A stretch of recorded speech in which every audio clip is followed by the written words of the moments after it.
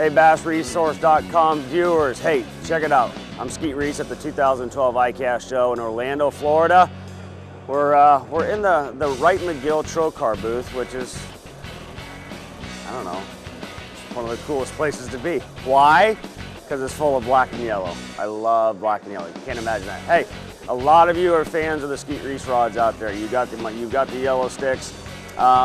But we've done some things, a few changes this year. It's all good, don't worry. You know, all them rods that you love, well, we just made them a little bit better. And some of them we made a little sexier looking.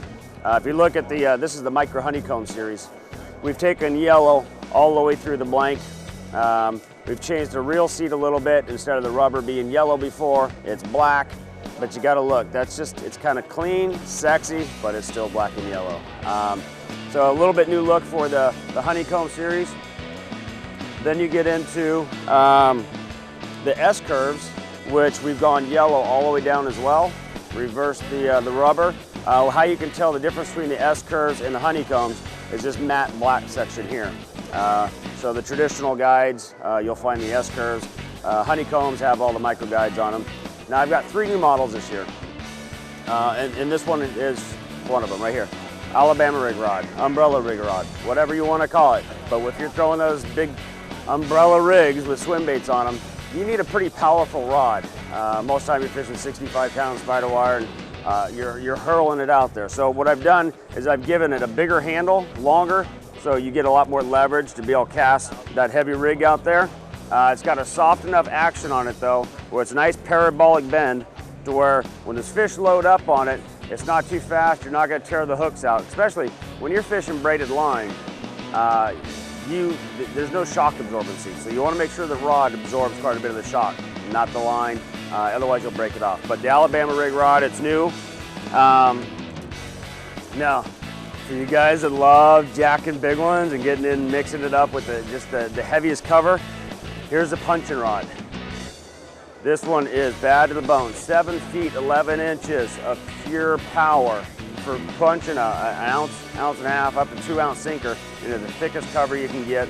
It's got a really soft tip on it, so you get good feel of the bait. You can feel that little subtle bite on there, but when it's time to crack them and get them out of there, you got a ton of power and you got a much longer handle, so it gives you more leverage to lean against them and pull them out. Most flipping sticks have a much shorter handle and you're down here and it's really hard to reel and get leverage on the fish. Well, not now. I can, you get them out of that stuff. I love combat fishing like that. So this is the punching rod.